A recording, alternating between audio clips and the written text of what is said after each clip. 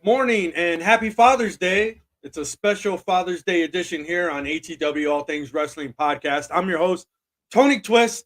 And wow, if you caught Clash at the Castle yesterday, live from Glasgow, Scotland, what a PLE for WWE. And hey, CM Punk might be the most hated man in all of Scotland right now, costing Drew McIntyre the title.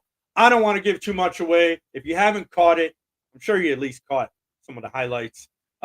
Check it out. Solid PLE. I can't wait for Monday Night Raw. Drew McIntyre is going to be unhinged, to say the least. So CM Punk doing what he does best. But anyways, I have a special guest today that I would love to bring on right away because I want to talk to him. I want to hear all the stories. If you haven't heard of him, Keith Elliot Greenberg. He's a New York Times best-selling author. So many books. Where do I start? Classy Freddie Blassie, Ric Flair. He not too long ago, the Too Sweet book. He did a book called Follow the Buzzards, talking about COVID-19 and the effects of that on professional wrestling. But anyways, to say the least, let me bring him on the show. New York Times best-selling author Keith Elliot Greenberg. Welcome to the show. Good morning and happy Father's Day. And happy Father's Day to you too. And I know that you made special arrangements to speak to me around your children's schedule. So that's great. Well, really, yeah, it's Father's Day. It's like you want to think about your kids. And I still got little ones. I know your kids are grown, but I got a 14-year-old and an 8-year-old. I was up this morning getting ready for the show. And, little ones, they wake up early, but it's been a lovely morning. I got my coffee. And if you watch my show, I'm usually drinking coffee in the morning. But anyways, I want to jump right into it. Keith, wow. Did you happen to catch yesterday's PLE, the Clash at the Castle? Fantastic. I caught it live, which was a great experience. Sometimes I enjoy, seeing the experience as the fans live are seeing it and being surprised and not knowing anything in advance. And, I write for Inside the Ropes magazine, and the founder is Kenny McIntosh, who a lot of people know online because he runs the Inside the Ropes digital franchise as well. And he lives in Glasgow.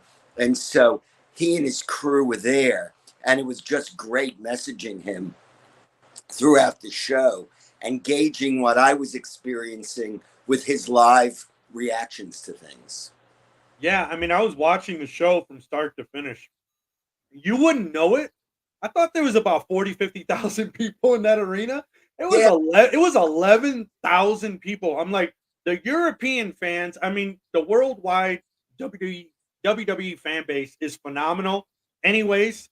But they are putting the crowds are just blowing me away. The live crowds.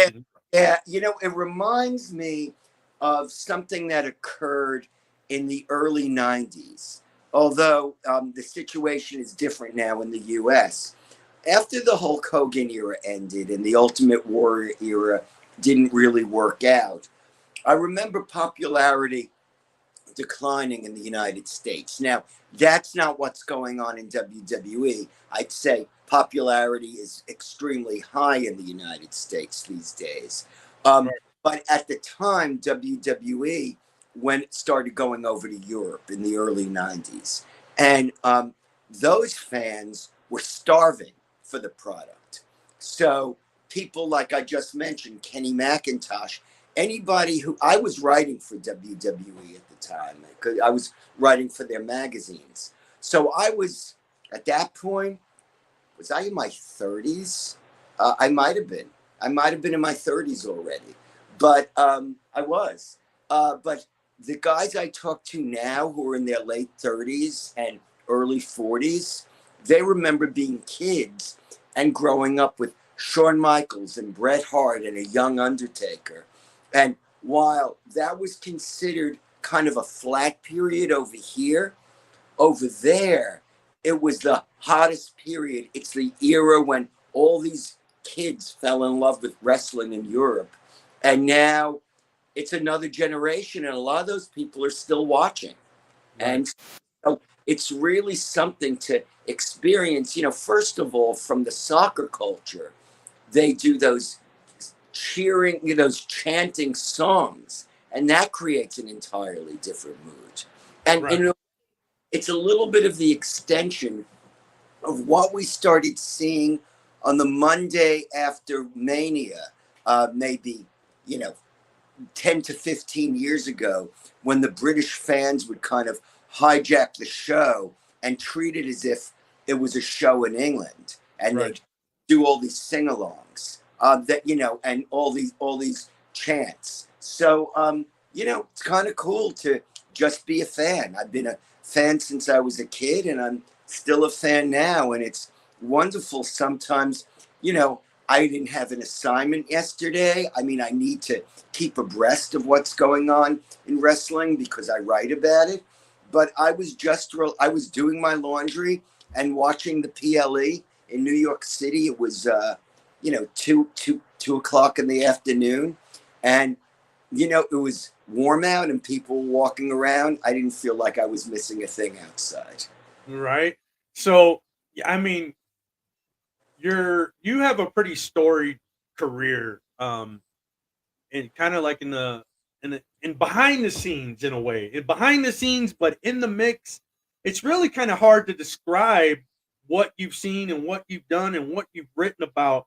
I mean, you have so many books, everything from writing about Classy Freddie Blassie, Ric Flair. I mean, And let's not forget the Iron Sheik book that was never published. yeah, I did want to get to that.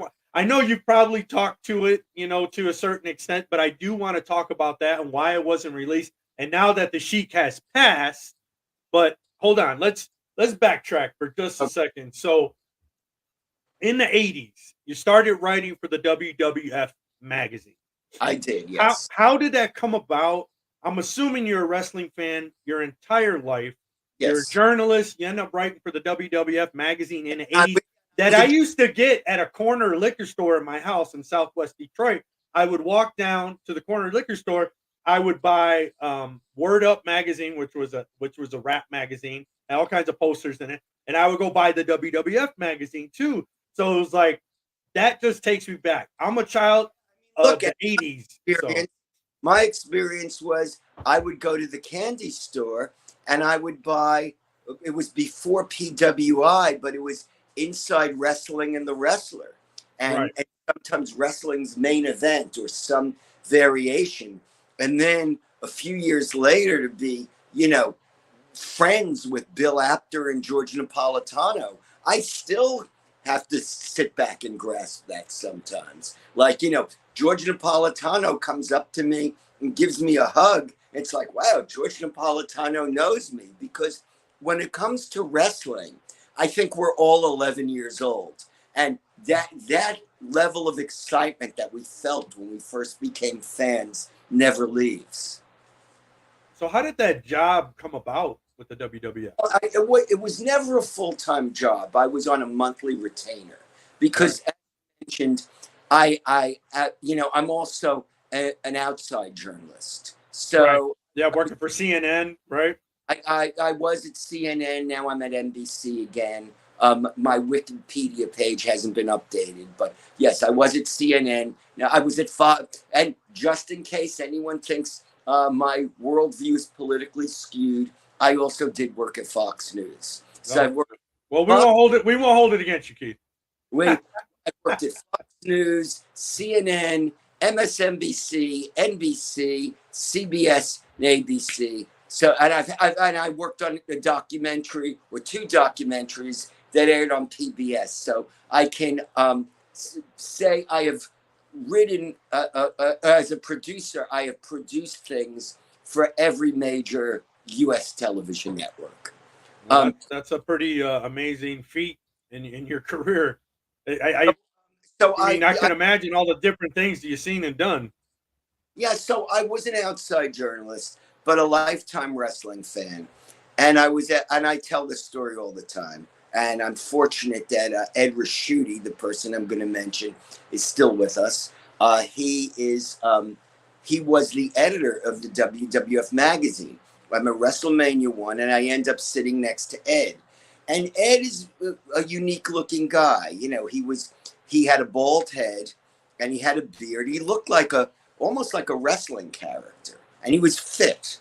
And it turns out Ed had been in the Marines. Ed had been a boxer at Notre Dame, and Ed is still in his 80s, a martial artist who teaches, still teaching and getting down on the mat at in his 80s. And Ed was also an extremely well-traveled, erudite man. And, he had covered ivory smuggling in Kenya, I believe. He had done stories in Iran during the time of the Shah. So we had quite a bit in common. We had, even though he was maybe 25 years older than me, or 22 years older than me, we had outside interests, and we both had an appreciation of the combat arts. And so as we're sitting there watching WrestleMania 1, he knows more about boxing and martial arts than wrestling at the time. So he's asking me about certain nuances in the presentation, and I'm chatting with him. And then he says, the sentence that changed my life. He goes, why don't you start writing for us? And so I didn't want to, work full time in the office. I was very satisfied with everything else I was doing. And so he put me on he arranged for me to receive a monthly retainer. And I'd write 3 to 4 stories every month for the WWF magazine. And I'd do other side writing projects. Eventually, I was writing portions of the WWF annual report. And, that lasted until 2007. So that was 22 years. And still, WWE to this day continues to bring me on for projects. So I never had a falling out with them. After you might be the only person in history that's never had a falling out with the WWF and WWE. Do with the fact that I also don't go on podcasts and bash them. If I didn't like Clash at the Castle, I would probably be a little discreet about it. Fortunately, I loved Clash at the Castle. And, when you said CM Punk might be the most hated man in Glasgow, that's what I was thinking. But then I saw some of those fans like embracing him at ringside. And my friends in Scotland were saying, like, even though people were mad, this isn't the 1960s or 70s where people are trying to kill CM Punk, where, the Iron Sheik used to have to be put in an ambulance sometimes and taken out of the arena because fans wanted to physically harm him. And, so my friends in Glasgow said people were walking out and they were still singing and they were cheering and laughing. So I'm sure CM Punk could have walked back to his hotel and people would have shaken his hand and gotten a big kick out of meeting him. So that brings me to an interesting question. Do you think kayfabe is dead? To a degree. I mean, look, one thing I agreed with when I was learning the inner workings of the business is that, you don't really want to give the magic away.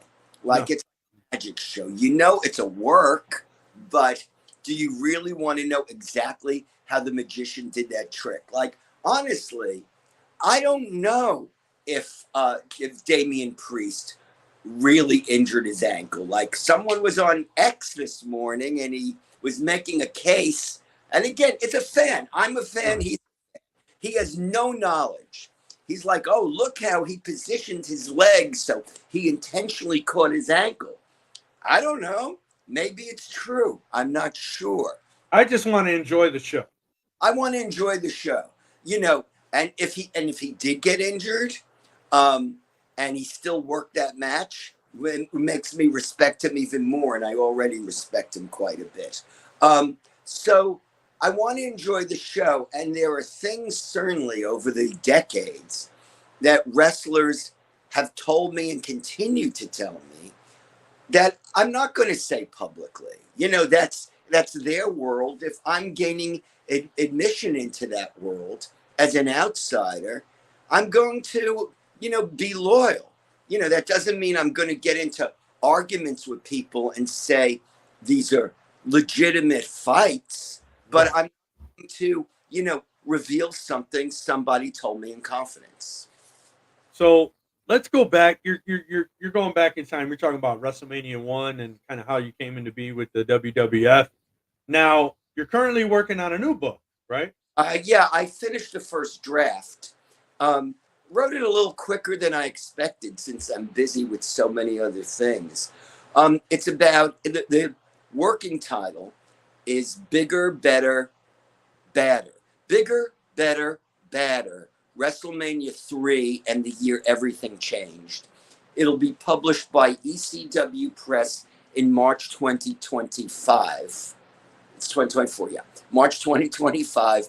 And it's about how WrestleMania 3 transformed the industry.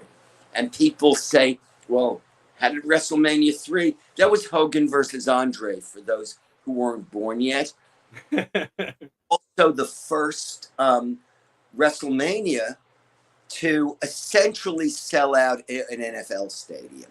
Right. And I can't emphasize how significant that was. And look, world class, they drew massive shows at Texas Stadium in the Cotton Bowl. Comiskey Park was where in 1961 Buddy Rogers beat Pat O'Connor for the NWA title. So there had been stadium shows before. The NWF, which was kind of a renegade promotion, ran a show in the early 70s at Municipal Stadium in Cleveland. But this was a sold out NFL stadium. And this was really, in my opinion, not that many people flew, although I interviewed a few who did for the book, because I interviewed fans as well as wrestlers and WWF executives and even people who were working for rival wrestling companies about what it was like to be on the losing team during that period. But this was really, people traveled. They drove down from Canada. They drove up to Detroit from Chicago. Right. And this was not what people did for wrestling. No. No. Wrestling previously had been, uh, geared towards attracting folks from the local market. So in Detroit, you would have just, evangelized to people in, say, Michigan. Right. But Let me tell you about that because I'm from Detroit and I was a kid at that time, and we usually went to Cobo Hall to watch right, wrestling matches. Right. So for WWF and for Mania to be at the Pontiac Silverdome in Pontiac, which if you're not from Detroit, Michigan, it's about 45 minutes away from Detroit. So really, they kind of went off the beaten path, and they still sold that place out. right, So and I, as a kid, we watched it at a friend of my father at that time. We went and they had a big party, and it was on closed circuit pay per view. If you remember right, at that time, there yes, was real, cable was barely in anybody's house. theater. You had to go to a theater and see it. Yeah, Right, right. But they actually I don't even know how you ordered pay per views back then. I think you probably had to call somebody. you But did. yeah. Now, so were you at that show? No, I was not. In fact, now that you bring it up, okay, I lived in Queens, New York. Now I live in Brooklyn, New York, because I never drifted too far. And we didn't have cable yet in our neighborhood. Right. So I actually, Ed Raschuti and I met up at WWE headquarters. And in Stamford, I drove up to Stamford, and there was a small gathering of people who worked for the company. And we watched WrestleMania 3 there and realized back then, WrestleMania on the East Coast was in the afternoon. It wasn't at night. Right. We're watching WrestleMania 3 with a bunch of people in the office, like marketing people, salespeople, folks I didn't know, some folks I knew better. I think the assistant art director was there from the magazine. And then we went home. Like, I went back to Queens and I went out that night. Like, I had a full night. And I remember like going into bars and like talking to strangers about, did you see WrestleMania today? Did you see WrestleMania today? Right. And again, as great as Clash at the Castle was, last night I went out in Brooklyn. Nobody was talking about, Clash at the Castle. Only my friends who are wrestling fans, and I know who they are. Like Right. the people around this neighborhood here, I know who they are when I see them in the street. I know them, they know me. We know we can talk about wrestling together. But the average person wasn't talking about it. Then I guess it was so hot. It had really penetrated the mainstream. And Hulk Hogan and Andre the Giant were such big names that a ton of people were talking about it when I went out that night. Now, since you're writing that book on Mania 3, there's been some really crucial points, I think, in wrestling history over the last 40 something years. Do you think if WrestleMania 3 didn't happen on the scale that it did, do you think we'd still see wrestling as it is today, or would we still be stuck in the territorial days? I don't know if we'd be stuck in the territorial, because Vince had been making some really big moves to go both national and international. And that's part of the book too. I interview William Regal and Robbie Brookside, who were wrestling in England at the time.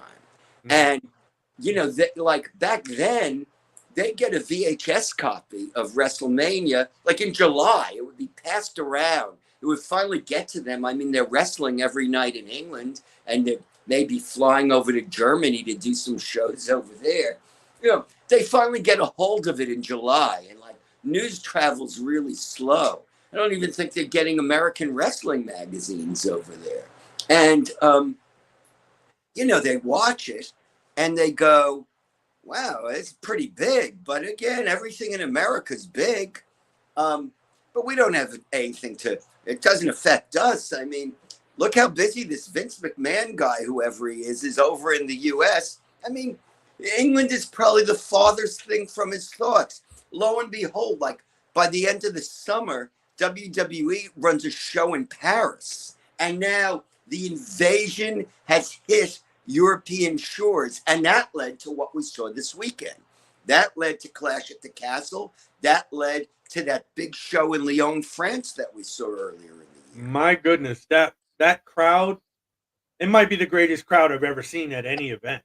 And so hold on, I will take that back. I was live at WrestleMania 18, Rock versus Hulk Hogan. I was 5 rows from the ring in person. That was the most insane WWE event I've ever been to. In Toronto, I was there as well. I might have been sitting in the row behind you. I was there covering it for WWF magazines, but I was there. Yes, that was pretty insane. Now, let me ask you a question, since you're doing WrestleMania 3. WrestleMania 18, The Rock versus Hulk Hogan, Hulk Hogan versus Andre. Do you put these, in your opinion, you've seen it all over the years, do you put these two matches side by side? In some ways, yes, because, but it was different. Like Andre and Hogan, it was very elaborately planned because Andre was in failing health. And, they deliberately made sure that you had Savage and Steamboat on that card. So if the rest of the card fell apart, right, killer match that everyone would remember, and they do remember it to this day. It's a little bit like starting yesterday's show with AJ Styles and Cody. It's like, those two guys are never going to disappoint you if you put them together. Right. But it felt in Toronto, and you were there too, when when Hogan and The Rock were in that ring, Hogan was supposed to be the villain, and the fans just fell in love with him. And remember, the fans just started chanting for him and booing The Rock. So it felt like a very organic moment.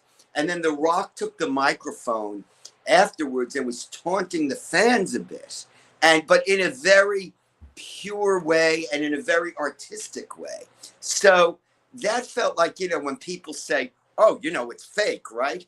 That wasn't fake. Like those feelings, what you and I experienced, that was real. And what The Rock was doing when he got on that mic and started taunting the fans and just rolled with it, that was real too. That is the art form of professional wrestling. And speaking of that, I mean, you talk about that Andre Hogan match where Andre was not in great health. No one, I don't think, knew what to expect out of Hogan in that match versus The Rock. But Hogan, he ran that match, and Yeah, I and mean, and he looked solid. I mean, I could go back and watch that match, and I have over and over because I think, in my personal opinion, I've seen both Hogan, The Rock, Andre, Hogan, so many great WrestleMania matches over the year. To be honest, I think Hogan versus The Rock is the best WrestleMania match ever. I mean, look, a lot of people say, they say it's The Rock and Austin and pick the match. They wrestled numerous times at WrestleMania. So, Right. I mean, and again, it's based on everybody's experience. It's what they felt. I Right. mean, wrestling is. It taps into something you are feeling at the moment. And it's very subjective. If you were, I remember when my daughter was young, she didn't care so much about Andre, who was dead by that point, and Hogan, she thought was cool, but it was really John Cena. And that was when Right. everyone thinks Cena sucks, but she was a little girl. So she was a kid and she loved John Cena. And Right. then we go to the arena and there'd be dueling chants of "Let's go Cena, Cena sucks." I remember she was like 8 or 9. She pointed to me, and there was like a father and son, and the kid was going "Let's go Cena," and the father was "Cena sucks." They're Right. sitting next to each other. So to somebody who grew up at that period, that's a magical period. And they'll say, "Oh, there's nothing like Cena versus The Miz." Somewhere in this world, there's somebody who thinks that's the greatest WrestleMania match. Right, right. No, yeah, I agree. Wrestling it's an art and it is subjective.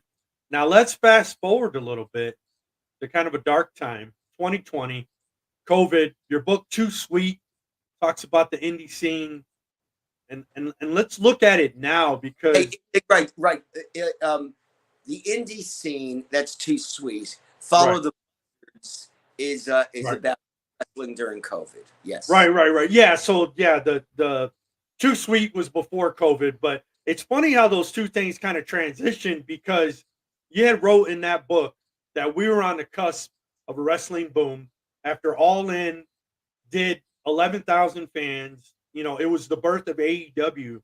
Yes. Now, looking back on that now and seeing it now, AEW's hurting a little bit. But in wrestling, there's I, peaks and valleys, and I get that. Do you still stand by the statement that are we really has the wrestling boom happened? Is it here again? Is that what we're seeing? that AEW, still look, Roderick Strong against Will Ospreay. I defy anyone to put on a match like those guys. They have some great wrestlers there. You have Okada is over there. Orange Cassidy's a great character. Swerve has really just grown into such a major figure. So, yes, wrestling promotions struggle. Writing for the WWF magazine for 22 years, I went through hot periods and very cold periods. Right. AEW is a new company. And I think they're still producing a very exciting product. And I still think WWE is taking its signals in some ways. You know, that's where competition is good. Maybe one of the reasons you have guys like AJ and Cody working with each other is because that's an AEW style match. It's a very intense match with two guys who can wrestle and they can brawl. You know, they're so versatile. They have international experience, and that may, just like the Attitude Era may have been inspired by ECW. Some of these really good matches we're seeing may be inspired by AEW.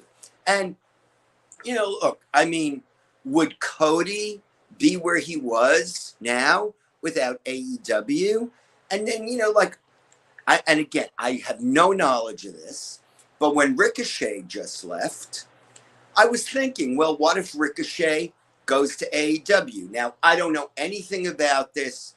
I read things online. You know, that's as valid as me talking to, you know, Mike around the corner. You know, who knows? But the concept of Ricochet having Ricochet style matches in AEW is still very enticing to me. Well, I think that kind of takes us into something else. These collaborations that the WWE are working on, I don't think I ever would have saw that ever happen Not on under the Vince McMahon era. Now it seems like the doors opened up. They're going to be working with TNA. I mean, there's a possibility Ricochet goes to TNA and he still somehow is in the WWE periphery.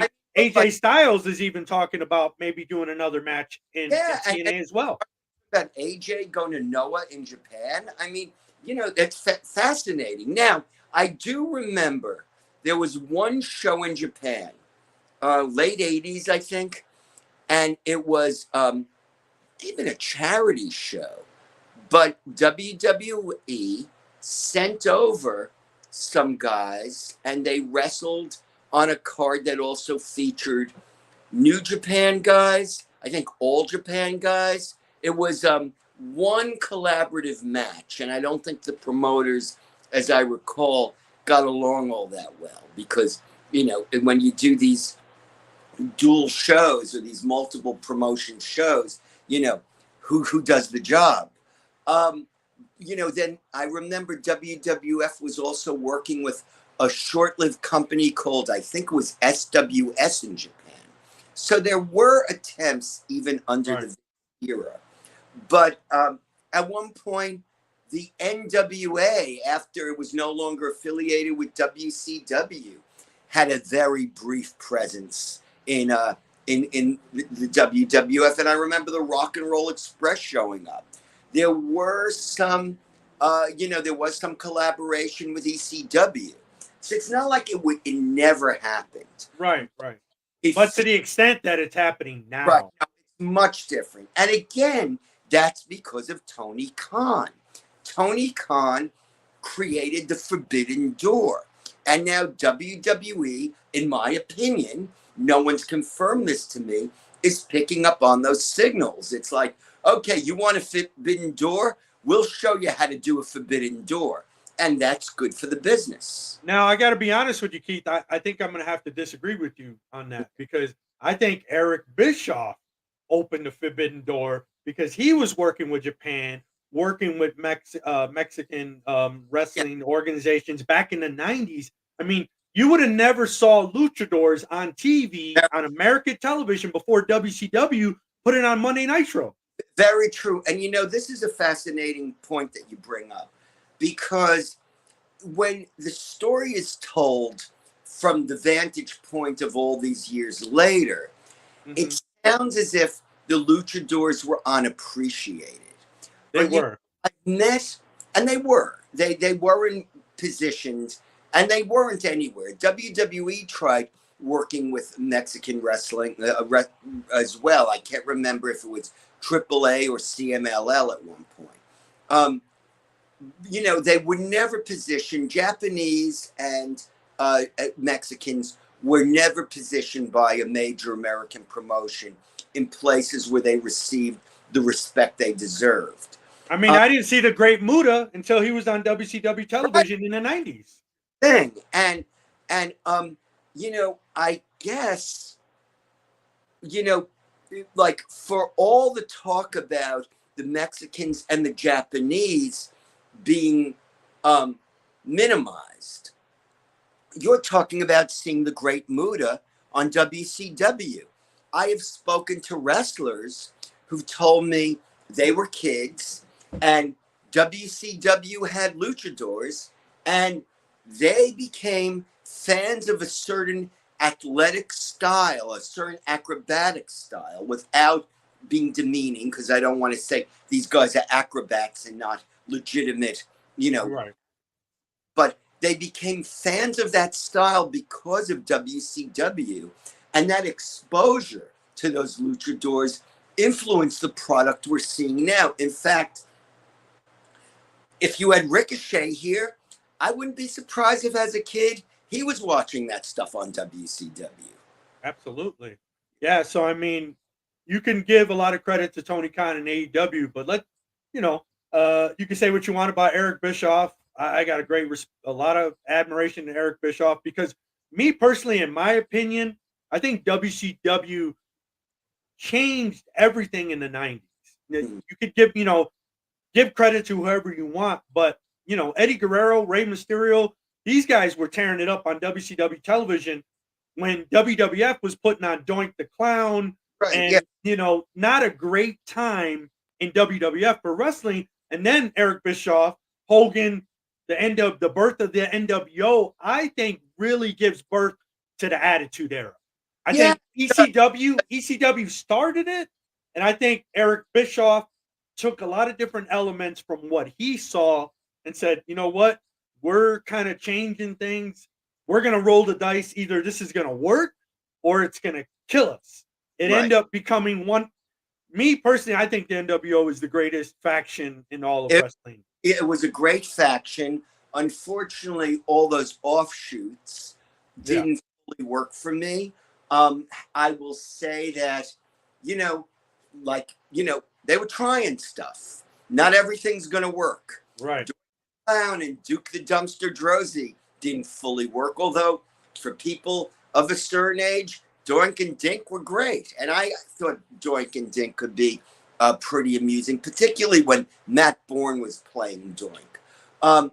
So, they were trying things. Not everything's going to work. Maybe it's unfair to then criticize WCW because the NWO Wolfpack and, LWO didn't work so well. I mean, people still invoke those things. So it's lingered with people. It's part of our wrestling consciousness. So, maybe that stuff gets, again, denigrated more than it deserves to. Right. And then everything with these, all these documentary series that are come out. Did you catch the death of WCW? I haven't watched it. I've read a lot about it. I'm mixed about it. I don't know how, like somebody like The Rock and a few other people that are involved with it, I feel like there's a lot of missing pieces, and I don't feel like these guys can really give their perspective because they weren't in WCW. So it's like you got to go to guys like Bischoff, and there's so much contention between Bischoff and Russo and Hogan and all these things that happened during that time. Yeah, I mean, I can't comment because I haven't watched it. And I don't think there's a harm in going to people who were working elsewhere or were fans and to offer perspective. My WrestleMania 3 book, though, I go to the producer and the director of World Class. I speak to Greg Gagne. I talk to David Crockett. These are people who are in the inner sanctum of what was. I spoke to Bill Watts for the book. Right. So they talk about what it was like to be, running those promotions. I talked to Jeff Jarrett about the Memphis territory. What it was like to be in those places at the time that WWF was surging in the 1980s. And I feel, it is crucial to have that insider's point of view because otherwise it's just speculation. Right. And for my audiences, maybe not be familiar with some of the names that you're dropping, but these are gentlemen all from different territories back in the 70s and 80s. You talk about, Greg Gagne, who's actually the son of, legendary Vern Gagne from AWA up in the Minnesota area. And that's where Eric Bischoff, if people don't know, he worked for AWA. He And was then a sales guy who then became an announcer. right. Yeah. So, I mean, man, I could talk to you for hours. Oh, I can't wait to get my hands on this book that you're talking. I got to have you come back on the show before you drop that book. It's funny, Tony. When people contact me and they want me to be on a podcast, I'm sometimes mixed. Like, well, what kind of guy is this? Right. And I looked at your website. I watched some of your stuff. It's like, okay, he seems like a sharp guy. He seems like a nice guy. Because, I never want to be on with like a crazy fanatical fan who has a podcast and starts saying irresponsible things. Yeah, I mean, I talk some trash on here. We have some fun. But when we have, guests like yourself, I mean, serious conversations. I could pick your brain and listen to stories, and I'm listening all day. Your stories, because you have a perspective on WrestleMania 3 that I don't. So I'm learning, your perspective about why you think Hogan versus The Rock was the greatest WrestleMania match. That's valuable. That's stuff that seeps into my brain. That's stuff now that when I'm interviewed by people, when I'm writing, that's extra knowledge that I have. It's extra perspective that I have. It's one of the reasons why I never defriended people on social media whose opinions might have been different than mine, because otherwise I don't know, why they're motivated the way they are.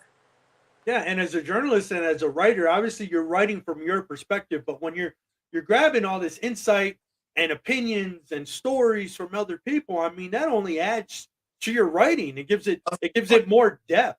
You know what I mean? Because when we talk about these different perspectives and matches, I'm an old school wrestling guy. I love the art of storytelling in the ring. To me, that Hogan Rock match tells the ultimate story in professional wrestling. And I think that's like, for me as a fan now, watching AEW, I think that's where something's missing for me. The storytelling is not there. They could put on a hell of a match, burn the place down with the match, but where's the story? You know what I mean?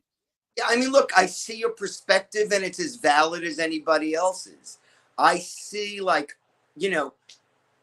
I thought Wednesday night, Ospreay and Swerve getting in the ring together, and Swerve, them playing off of the history they shared, and right. Swerve going, you're still the same immature kid I knew 10 years ago. Like, basically, you don't have the emotional fortitude to hang with me. Right. I decent storytelling. So, maybe it's not the storytelling you're seeing in WWE. And yeah, I'd agree. Without criticizing, the storytelling could always get better. But I don't think they're completely lost either. I think right. There's a lot that, just like GCW, I've seen great stuff on GCW shows, which is a very hot indie promotion. And I've right. seen stuff on GCW shows that didn't excite me all that much. But cumulatively, I think GCW serves a very important purpose. And, it's no coincidence that WWE is even doing some stuff with them now. I mean, when they presented Josh Barnett's Blood Feud WrestleMania weekend, there was Nick Khan sitting there and CM Punk was sitting there. So there's always stuff going on, and it's a good period for us as fans. Now, going back to my question, are we seeing a wrestling boom? And I'm gonna throw something out that Triple H came out and said yesterday at the press conference for the PLE. In January, when WWE is on Netflix, he said 80% of the world will be able to watch WWE. I mean, that in itself. Is it 80%? I mean, like, that's what he said. No, I know he said. I was trying to think about that. Like, I don't know. Will they be able to watch in Somalia? Maybe. I don't know what the cable carriers. How many people have TV? Like, I know one of the projects I did like 20 years ago. I did a writing project for the UN, and I know in much of the developing world, at the time, people.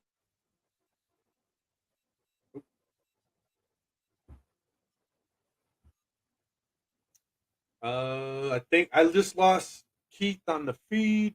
Keith, are you still there?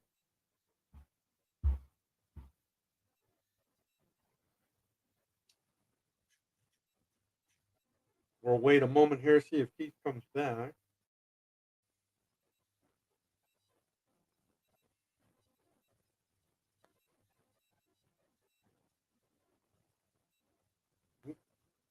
Well, it looks like Keith might be having some technical difficulties. So I'm going to go ahead and we're having a great conversation, but it looks like we might have lost him. So we'll try to get Keith back on here in a second. But hey, if you're excited for Monday Night Raw like I am, drop some predictions. Let's lay some comments out. Does Drew McIntyre go on a rampage and just start destroying everybody looking for CM Punk tomorrow? Oh, I think we got Keith back. Hold on. And Keith, we're back. We lost you for a moment. I know. Okay, so gotta love technology. So, anyways, you were talking about hey, can people watch it in Somalia? But I want to go back. Hold on. You said, does everybody have a TV? But you know what everybody does have? A phone. I would say the most of the world has a phone, so you could watch Netflix right on your phone. That's very true. That's a great response. So yeah, I mean, Netflix, is seen in a lot of places. It doesn't matter whether it's 80% or whether it's 65%. It's a big chunk of the world, and it changes the wrestling equation in ways that I never could have fathomed. And it goes back to my book about WrestleMania 3. It paved the way for this global wrestling world now, for the so-called WWE universe. Really, there is a WWE universe. Absolutely. I mean, you're seeing it with these European crowds. Now, people have been talking about it. Is it time that Mania's held over in the UK? You see that happening? I mean, look, I don't know. I'm not involved in the business deals. Let's see what deal the City of London gives WWE. And how do you see that being received there, though? Like, I guess, would it be in London? I mean, they've done shows in France and Scotland now. So where do you think Mania should be held? My friends who were in Scotland said last year when they went to Cardiff, Wales for Clash at the Castle, the entire city of Cardiff was swept up in that PLE. That there were banners, WWE banners. It was like WrestleMania weekend, everywhere you went. So and I was there for All In London last year. I'll probably be at the one this year too, and I'm hoping to go to Bash in Berlin a week later. So in some ways, does it matter? WrestleMania, when WrestleMania comes to town, it's a big deal. I mean, whether they're in St. Louis, or whether they're in Lyon, France, or whether they're in Geneva, Switzerland, who knows? I mean, it's and also when you go to these shows in Europe, people come from all over Europe. It's like what WrestleMania 3 started. It's not just the people in the market. Like when I was at Wembley Stadium for All In, I met fans from Germany. I met fans from Switzerland. I met fans from Sweden. I met fans from Denmark. Everyone came. Yeah, and then I've been to 4 WrestleManias. I went to WrestleMania 18, 19, 20, and 24, I believe, or 25. And WrestleMania is an international event. Right. People from all over the world come to the United States. But when I was in Canada, I went to WrestleMania 18 there. I mean, it really was people from all over the world. I Yes. mean, it was definitely something interesting to see. I'd never gone to a WWE show outside the United States, and going to Mania at the Sky Dome in Toronto Right. was I mean, it was an experience to say the least. You know, it's funny. I remember, like, one of my good friends is Cage Nakayama, who's a longtime photographer for the Japanese weekly wrestling magazines over there. And, you know, so there always was a contingent of Japanese fans who would Mhm. come to major shows. Sometimes, like, we'd be at Madison Square Garden, he'd point out, oh, these 6 people came over from Japan in the big shows. They, these 10 people came to Starrcade, but it was small. And I remember being in Toronto for WrestleMania 6 and being at the hotel and seeing like dozens of Japanese fans. And then being with my girlfriend at the time, who then was my wife, now my ex-wife, but you know, like coming home after a night out, coming back to the hotel and meeting a fan from Australia. It's like, you flew here all the way from Australia to Toronto? And I remember he had like an Australian wrestling comic book that he gave me that I still have. I mean, it may have been more like a zine than a comic book, but Mhm. it was like pretty novel still at that point. Now it's taken for granted that there's going to be people from Australia at these shows. Right, right. Yeah, I mean, what you've seen over the last 40 something years and kind of where we're at and where we're going. I mean, yeah, we're definitely in the mix of a wrestling boom. It's an exciting time to be a fan. It is. Um, if you're just joining us, we have New York Times bestseller and author, journalist Keith Elliot Greenberg. Thank you so much for joining me on this Father's I Day. was I could talk to you for hours. same Um, here, and that's why you promised me that when my book comes out in March, and just to tease everybody, it's not available yet because it won't be out till March. Bigger, badder, better. WrestleMania 3 and the year it all changed. Published by ECW Press. But please have me back when the book yeah. comes out. Yeah, definitely have you come on. So now we're getting to the close to the end of our show, and I gotta know, this one might be difficult for you because there's probably a lot of names. Who's on Keith Elliott Greenberg's Mount Rushmore of wrestling? Terry Funk certainly I think is the greatest of all time.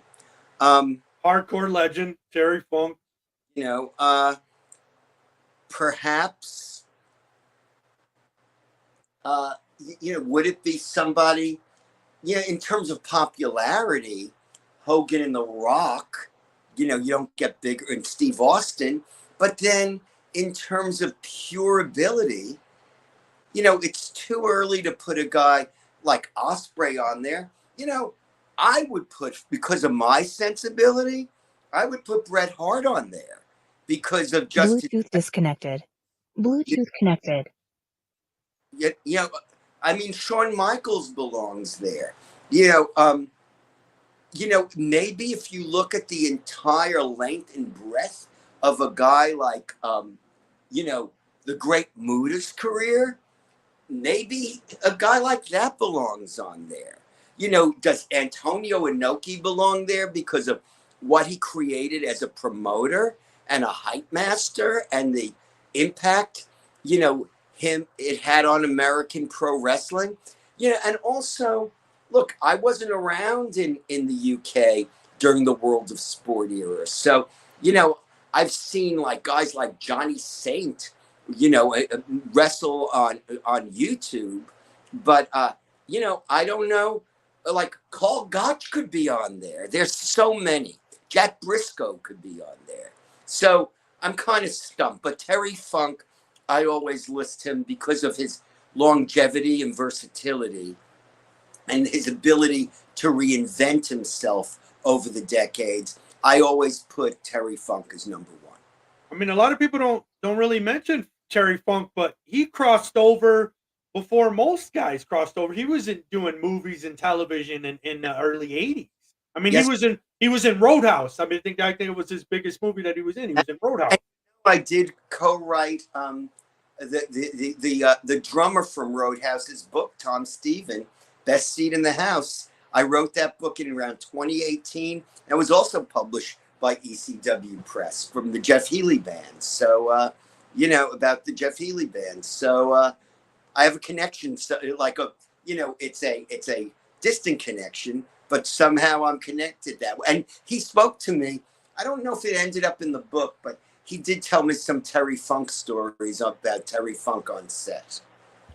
Wow. Yeah. I mean, man, like I said, the stories that I'm sure that you have that you could tell, we could be on a 6-hour Howard Stern type of interview here, but I know you're a busy guy. It's Father's Day. So, Keith, I just want you to tell my audience, do you have any appearances coming up? Obviously, we've talked about the book, and we want to have you back on before the book comes out. You got anything coming up? You're going to be at any of these wrestling cons that seem to be like every month now? When's the next? Look, during SummerSlam weekend, I'll be in Cleveland. I write for Inside the Ropes magazine every month. Okay. I'd recommend those who haven't read the magazine, because it comes out of the UK, to pick up a copy, because it's a very well-written magazine. You have myself, you have Brian Solomon. I'm hearing ringing. What's that? Yeah, it's somehow my phone connected to my soundboard. I apologize for that. But yeah, myself, you have Brian Solomon, who wrote the book on the original Sheik. You have Tom Forty, who also writes for the Telegraph in England. You have Finlay Martin, who I will say this, and maybe it's a little bit arrogant to me because I'm complimenting him, but he is the Keith Elliot Greenberg of UK wrestling magazine writing. He's, one of the best wrestling magazine writers who's around my age from the UK, and, is an expert on that scene. So it's really a worthwhile read.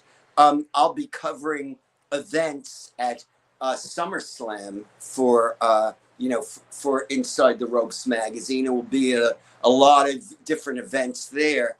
And I'm also going to Forbidden Door the end of the month. So, I never really snub people. If anyone wants to come up and say hello, yeah, that's fine. Just don't do what one fan did. A fan saw me on a date in Brooklyn and sat down between us and kind of killed the mood. But most people don't do that to me. Wow. That's something. Well, next year, Mania is going to be in Vegas. Are you planning on heading out? I'll head out. And my buddies, Randy and Susie Tyson, they had a bar here in Brooklyn called DDT. And now they've moved out to Vegas. And I was just with them. In fact, we went to Double or Nothing together, the three of us.